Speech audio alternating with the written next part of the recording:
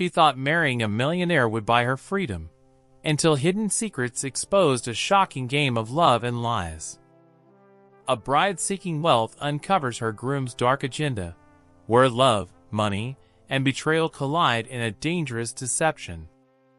She married for fortune, not love, but discovered a secret so explosive it turned her dream life into a nightmare of lies.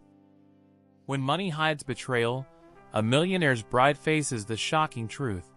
Love built on lies can destroy everything. The evening air in Charleston carried the faint smell of magnolias and sea salt drifting in from the harbor, a mixture that had always symbolized possibility and risk for Amanda Collins. She had grown up in a modest suburb on the outskirts of town, where dreams of escaping the endless cycle of bills and secondhand clothes felt impossible. Amanda was 27 now, intelligent, attractive, and ambitious, but burdened by debts that stretched back to her college years. She worked as a junior event coordinator at a boutique wedding agency, arranging luxury receptions for wealthy couples whose lives looked like glossy magazine covers. Every time she planned another millionaire's wedding, she wondered what it would be like to live inside that world instead of serving it from the sidelines. That wondering turned into something more the night she met Matthew Harrison. He wasn't just another guest at a lavish ceremony her firm had planned. He was the groom's business associate, a tall man with graying at his temples, expensive taste, and a quiet confidence that radiated power. Matthew had made his fortune in commercial real estate, developing waterfront properties up and down the East Coast.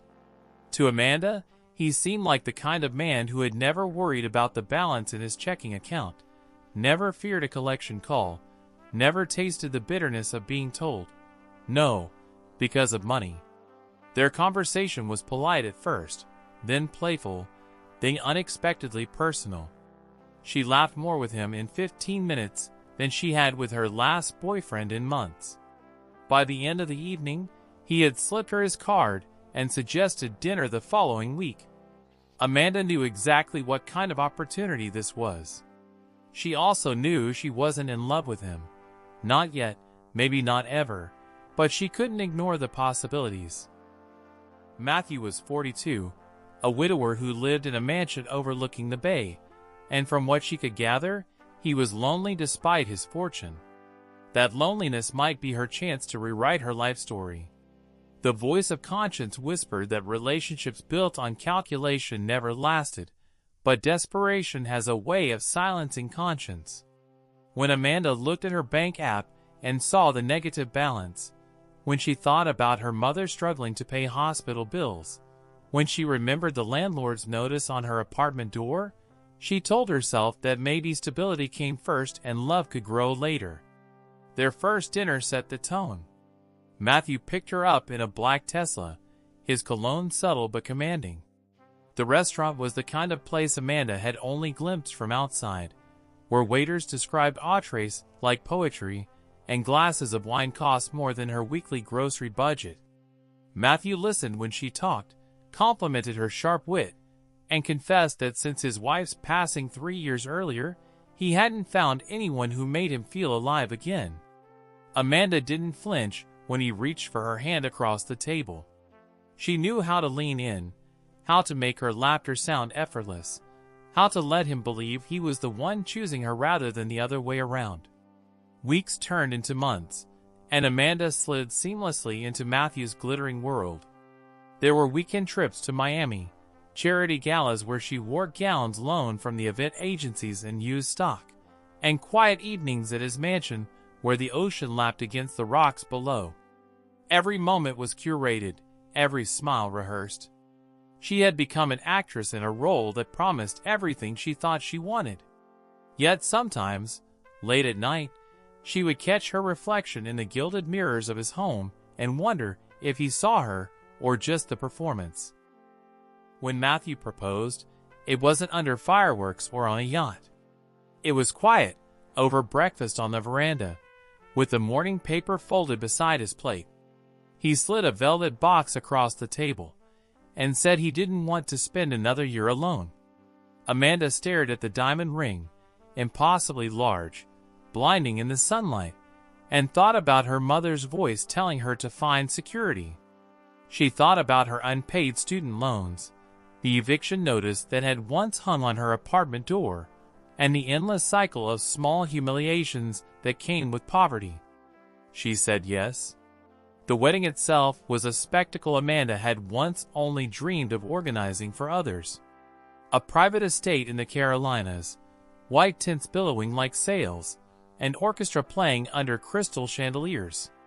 She wore a custom gown, carried peonies imported from Holland, and smiled for photographers whose lenses documented every second. To the guests, it looked like a love story written in the stars. A self-made millionaire finding happiness again, a beautiful young woman ready to be his partner. But under Amanda's calm exterior, there was a storm. Not everyone believed the fairy tale. Among the crowd was Matthew's younger sister, Claire Harrison, a sharp-eyed attorney who had never trusted Amanda. She whispered suspicions to anyone who would listen, claiming Amanda's affection was nothing but calculation. Claire had seen women try to circle her brother before, and while Matthew had always kept them at arm's length, this time he was blinded by grief and longing. Amanda recognized Claire's cold stare across the reception tent and knew the woman would be a problem. Life as Mrs. Harrison was everything Amanda had pictured: luxury cars, vacation homes, closets filled with designer clothes. Yet wealth brought its own kind of cage. She quickly discovered that Matthew's life was more controlled than it appeared.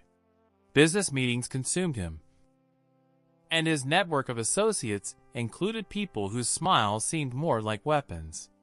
The mansion was full of staff who reported everything to Matthew, and Claire dropped by unannounced, scrutinizing Amanda with an intensity that felt like a prosecutor cross-examining a witness. Amanda tried to reassure herself. This was the price of comfort, wasn't it? So she played her role perfectly, hosting dinners, smiling for photographs, praising Matthew's business acumen in public. She became the wife society expected, while privately nurturing the hope that her feelings might eventually catch up to her performance. But the longer she lived inside the lie, the heavier it became. She would wake in the middle of the night, staring at the ceiling, and ask herself what it meant to trade authenticity for security. The turning point came when Amanda stumbled across something she wasn't meant to see. Matthew had been unusually secretive about certain files in his home office, warning staff never to enter when he was working. One evening, after a charity event, Amanda returned home early and noticed the office door ajar. Inside, she found financial documents spread across the desk, records of offshore accounts, transactions routed through shell companies, and contracts tied to names she vaguely recognized from scandalous headlines. Amanda realized that Matthew's fortune wasn't just built on real estate, it was entangled in something darker. Panic surged through her, but so did opportunity. If Matthew's empire was vulnerable, then so was she. Being his wife meant being tethered to his secrets. If investigators ever came knocking, her signature on shared accounts could pull her down with him. Yet another thought whispered louder. If she played her cards carefully, she could secure her future with leverage. Those documents weren't just evidence, they were insurance. Amanda began memorizing details, carefully observing who visited the mansion, listening at doors when Matthew took late-night calls. She realized that power wasn't just in wealth, but in information. If she wanted to escape someday, she would need enough knowledge to negotiate her safety and her share. Still, doubt gnawed at her. Was she becoming the very thing Claire accused her of? A woman using a man for money? Or was she simply surviving in a world where love and loyalty were luxuries she had never been able to afford? The line between victim and manipulator blurred until she couldn't tell which role she was playing anymore. Months into the marriage, cracks began to show. Matthew grew suspicious of Amanda's curiosity. He noticed her glances at his files, her questions about his late-night calls. Arguments erupted, small at first, then sharper, louder. He accused her of not understanding the pressures of his business. She accused him of hiding too much. The mansion's walls, once gilded with promise, now echoed with tension. One evening, Claire confronted Amanda directly. Over a glass of wine in the garden, she leaned close and whispered, "I know why you married him. But trust me, money won't save you from what's coming. He's not the man you think he is." Amanda forced a laugh, but her pulse raced. Was Claire bluffing, or did she know about the offshore accounts? The thought of exposure, of everything collapsing, made Amanda's carefully built facade tremble. The illusion of a perfect marriage was unraveling. Amanda had chased security, but now she was trapped in a house full of secrets, bound to a man whose fortune might not withstand scrutiny. And for the first time, she wondered if escaping with nothing would be safer than staying with everything. Amanda woke to the sound of distant waves crashing against the rocks, but instead of comfort, the sound filled her with dread. Her nights were restless now, haunted by fragmented dreams of her mother's voice telling her she had sold herself to a stranger, of Matthew's eyes watching her from the shadows, of Claire's warning echoing like a curse.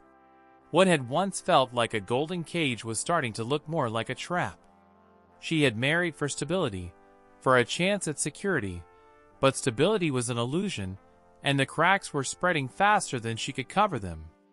The morning after Claire's veiled threat, Amanda sat alone in the sunroom, staring out at the garden. The roses Matthew's late wife had planted still bloomed there, a silent reminder that Amanda was a replacement in more ways than one.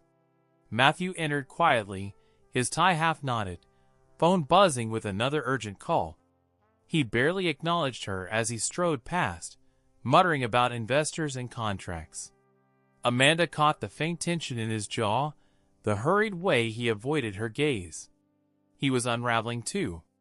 Later that day, Amanda drove into the city, her hands trembling on the steering wheel.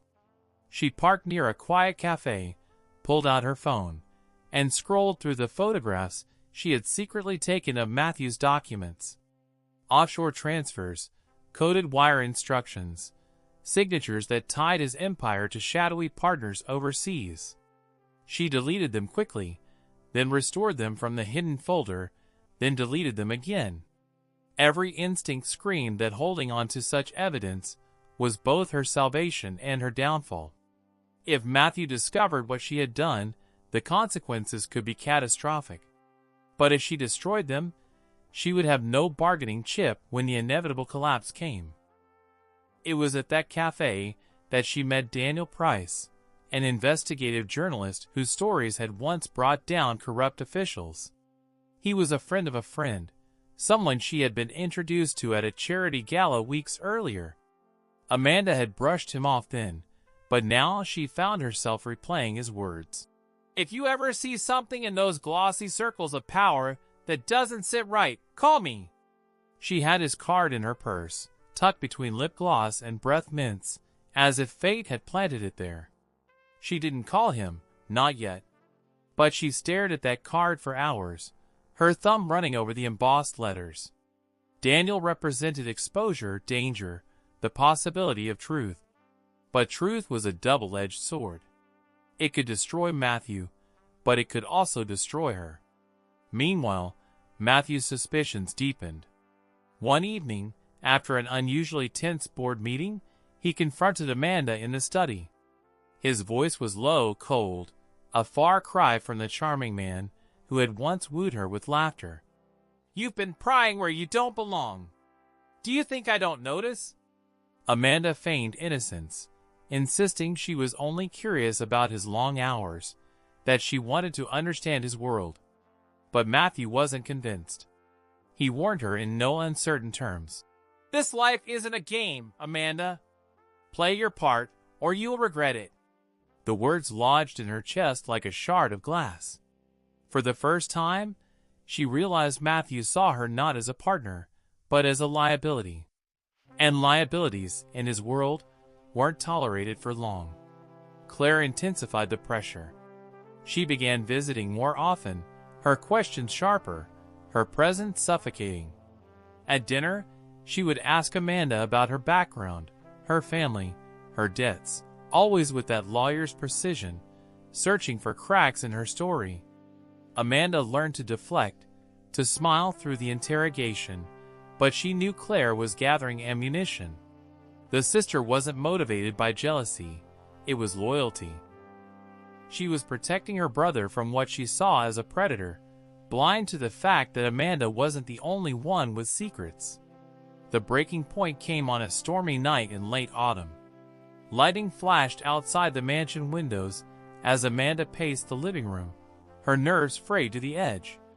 Matthew had left abruptly after a tense phone call, and Amanda's curiosity overcame her fear. She slipped into his office and opened the desk drawer where he always kept his locked case. To her shock, the lock was undone. Inside were more documents, but also photographs, grainy images of men in suits, briefcases exchanged in shadowed parking lots, even one of Matthew shaking hands with a figure whose face had been deliberately blurred in the copy. Alongside them was a ledger, names and numbers scribbled in code that Amanda couldn't fully decipher, but instinctively knew spelled corruption. As she flipped through the pages, she heard the front door slam. Matthew was back. Amanda froze, her heart racing. She stuffed the ledger back into the case, closed it, and slipped out of the office just as his footsteps echoed in the hall. She plastered on a smile when he entered, her palms slick with sweat. But something in his eyes told her he already knew. The confrontation was explosive. Matthew accused her of betrayal, of snooping, of aligning with his enemies. Amanda denied it, her voice breaking, but the harder she tried to convince him, the deeper his suspicion grew. At last, he whispered a chilling line. "Do you think marrying me makes you safe? It makes you vulnerable." That night, Amanda packed a small bag and fled to her mother's apartment on the other side of town. She didn't tell Matthew, didn't leave a note, just disappeared into the night like a fugitive. But safety didn't last long. Within days, Matthew's driver appeared outside her mother's building, a silent reminder that she was never out of his reach. Desperate, Amanda called Daniel Price. She met him in secret, her voice trembling as she described the documents, the offshore accounts, the coded ledger. Daniel listened intently, scribbling notes, his eyes alight with the thrill of a story too big to ignore. But he also warned her, "If you go down this road, there's no turning back. He'll know it was you." Amanda wrestled with a choice. Expose Matthew and risk her own ruin, or stay silent and remain chained to his empire of lies. The decision was forced upon her when federal agents raided one of Matthew's properties. The news broke across every network. Harrison Enterprises under investigation for financial crimes and international fraud. Cameras swarmed the mansion, reporters camped outside, and Matthew's carefully curated world collapsed overnight. Amanda became both witness and suspect. Investigators questioned her for hours, demanding to know what she had seen, what she had signed, what she knew. She realized then that her survival depended on honesty. She revealed everything she had discovered, down to the smallest detail, framing herself not as a co-conspirator, but as a woman trapped in a web she never wanted. Claire's hatred reached its peak. She stormed into the investigation office, accusing Amanda of destroying Matthew, of betraying a man who had given her everything. Amanda broke down, insisting that she had only tried to save herself, that she had been blind to the depth of Matthew's crimes. But Claire didn't care. To her, Amanda was the architect of her brother's downfall. In the weeks that followed, Matthew was arrested, his assets frozen, his reputation obliterated. Amanda found herself living in limbo, no longer the millionaire's wife, no longer trapped in luxury, but not yet free from the stigma of scandal. Strangers whispered her name, tabloids branded her a gold digger, and even her friends kept their distance.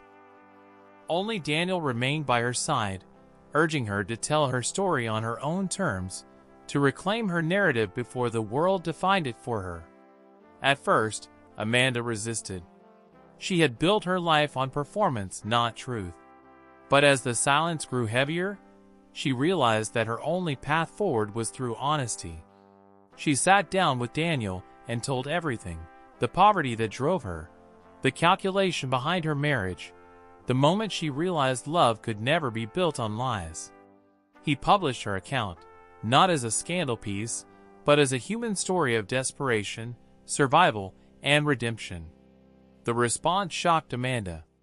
Instead of condemnation, many women wrote to her, admitting they too had considered choices that blurred morality in the face of crushing financial pressure. Some called her a cautionary tale, others a survivor. For the first time, Amanda felt something resembling freedom. Months later, she stood outside a modest townhouse she had rented with her own money, earned from consulting work she secured after the scandal.